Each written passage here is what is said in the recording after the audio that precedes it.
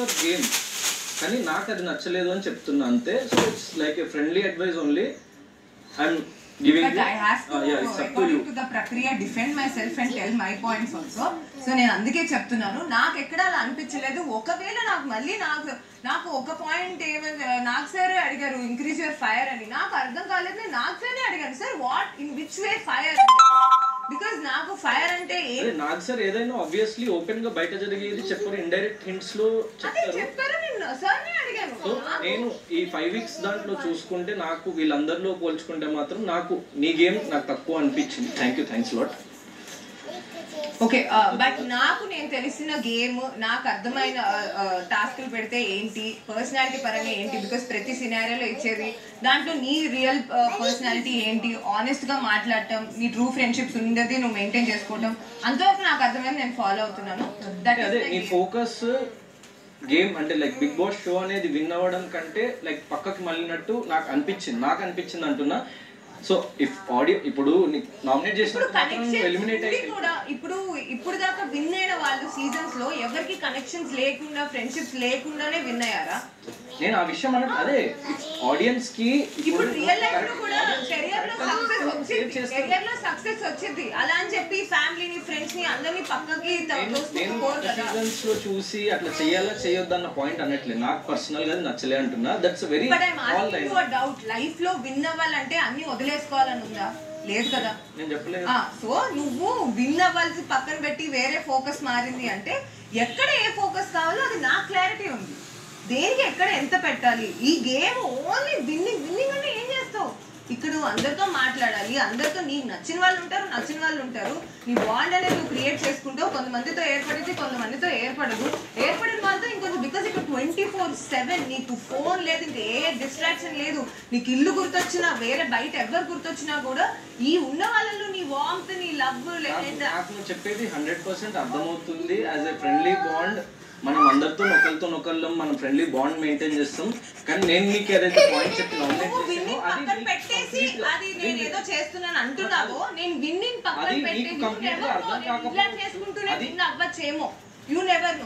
Okay. So అది నాకు అనిపించే పాయింట్, నేను నీకు ఏదైతే నామినేషన్ పాయింట్ చెప్పినో అది నీకు 100% అర్థం కాలేదు, ఆడియన్స్ కి అర్థమై ఉంటుంది. So that's what I wanted to express it to you. నేను వచ్చే ముందు కూడా నేను నీకు బెస్ట్ ఆఫ్ లక్ చెప్పి నేను కొన్ని పాయింట్స్ చెప్పి స్ట్రాంగ్ ఆడని పంపించిన. సో ఇట్స్ నాట్ లైక్ నేను ఏదో తక్కువ చేద్దామని నేను చెప్పట్లేదు, వేరే ఉద్దేశంతో చెప్పట్లేదు, నీ మంచి కోసమే చెప్తున్నా నేను. So you just think about it as an insight నువ్వు లోపలికి వెళ్ళిన తర్వాత. నేను అదే చెప్తున్నాను. నేనైతే నాకు అర్థమైంది, ఎవరైనా విన్ అవ్వటానికే అది ఉంటది బ్యాక్గ్రౌండ్ లో. బట్ విన్నింగ్ అని చెప్పేసి ఏదో ఒకటి క్రియేట్ చేసి ఏదేదో చేసేయాలన్నది నాకు తెలియదు. ఆనెస్టీగా నేను ఏ ఫీల్ అవుతున్నానో ఎవ్రీ సెకండ్ ఈ హౌస్ లో నేను అదే ఫీల్ అవుదాం అనుకుంటున్నాను. ఆడియన్స్ కి అది నచ్చితే మనం అనే వ్యక్తి ఫీల్ అవుతుంటే 100% continue that. I'm saying I don't like. ఇప్పుడు నువ్వు చేసిన చపాతీ నీకు నచ్చింది అంటున్నావు, సో నాకు నచ్చలే అంటున్నా. అది ఆ థిన్ లైన్ అంతే తప్ప నేను ఆ పాయింట్ లేదు. అందరికి నచ్చాలని లేదు చేసే చపాతీ. బట్ ఎవరికైనా నచ్చితే ఐఎమ్ గ్రేట్ఫుల్, ఐఎమ్ గ్లాడ్. నచ్చాలనే కోరుకుంటాము, బట్ అది నచ్చకపోతే ఇట్స్ మై బ్యాడ్ లక్ అంతే. That's it. Okay, that's my first nomination. So second nomination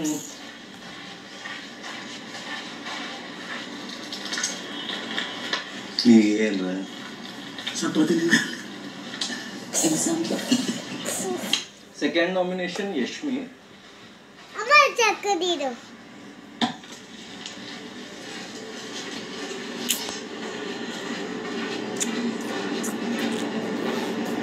so Yashmi ఎందుకంటే లైక్ ఇంతకుముందు కొన్ని పాయింట్స్ నువ్వు ఆర్గ్యూ చేసినావు, ఆ పాయింట్స్ నాకు కూడా ఉన్నాయి. సో దాన్ని నేను షార్ట్ కట్లో చెప్తున్నా, అండ్ సమ్ అదర్ పాయింట్స్ కూడా ఉన్నాయి. సో దాన్ని ఎలాబరేట్ చేసి చెప్తా. So main first point is revenge nomination. Okay.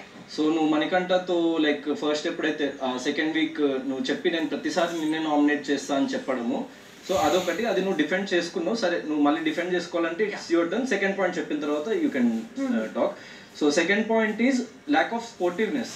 అంటే మొన్న నేను ఎగ్జాంపుల్ ఇస్తున్నా, సో అది చాలాసార్లు అంటే జరిగింది. సో ఆడియన్స్కి కూడా కనిపించింది, as an audience I seen. And మొన్న ఏదో పప్పీ టాస్క్ జరిగినప్పుడు మణికంఠ ఈ నీది బొమ్మ తీసేసిండు సంథింగ్ జరిగినప్పుడు నా బొమ్మ తీసేస్తావు కదా నువ్వు అని సంథింగ్ అంటే వాడు ఏడ్చిండు, దాని తర్వాత నువ్వు వచ్చి ఓదార్చిన సంథింగ్ అది జరిగింది కదా. ఇక్కడ కూర్చొని ఉన్నాడు, you are sitting on that sofa. మనీ ఏడ్చేది నా మ్యాటర్ కి కాదు, సీత. సో అదే మనీ నువ్వు నా డాల్ తీసేసావు కదా అని ఒక టాంట్ చేసింది కదా. సో ఆ టాంట్స్ కానీ ఆ ల్యాక్ ఆఫ్ స్పోర్టివ్నెస్ అంటే ఇప్పుడు ఫర్ ఎగ్జాంపుల్ కొన్ని గేమ్స్ లో నువ్వు చాలా అంటే నువ్వే విన్ అవ్వాలి అన్న పాయింట్ లో నువ్వు ఆ స్పోర్టివ్నెస్ ని పక్కన పెట్టేసి వేరే వాళ్ళతో కొంచెం లైక్ మెయిన్లీ మణికంఠతోని వాడు హర్ట్ అయ్యేలాగా బిహేవ్ చేసినావు అని నాకు పర్సనల్ గా అనిపించింది. So that's I didn't like that point. And first లో నేను ఒక అంటే అందరికి మీన్ చేసి చెప్పింది కూడా, సో అది నీకు కూడా నేను డైరెక్ట్ చేసినట్టే. అంటే ఒక పర్సన్ సో ఒక పర్సన్ అంటే అది అందరికీ కూడా నీ ఒక్కదానికి కాదు. So I told that to everyone. So ఒక పర్సన్ దాన్ని ఇప్పుడు ఫర్ ఎగ్జాంపుల్ నాలాంటి పర్సన్ నిఖిల్ లాంటి పర్సన్ దాన్ని లైట్ తీసుకునే ఛాన్స్ కూడా ఉంది నువ్వు అట్లా అన్నదాన్ని. కానీ ఒక పర్సన్ దాన్ని హర్ట్ అయ్యి చాలా ఎమోషనల్ ఫీల్ అయ్యే ఛాన్స్ ఉంది. So you have to understand that A person ఎలా తీసుకుంటాడు అని చెప్పేసి దాన్ని బట్టి ప్రవర్తిస్తే సో నువ్వు ఎదుటి వ్యక్తిని హర్ట్ చేయడానికి అవుతావు అని నేను నమ్ముతున్నా. అర్థమైంది. బట్ యాక్చువల్లీ ఒక క్లారిటీ, ఆ రోజు మనీ ఏడ్చింది నా విషయానికి కాదు, సీత విషయానికి. అండ్ చెప్పాలంటే నేనే ఫస్ట్ ఏడవద్దు మనీ అని, ఎందుకు ఏడుస్తున్నావు అయిపోయింది కదా, నువ్వు నా బొమ్మ తీసావు కదా, మేబీ ఆ సెన్స్ లో చెప్పుంటాను. ఐ డోంట్ రిమెంబర్ నేను ఎలా టాంట్ చేస్తాను.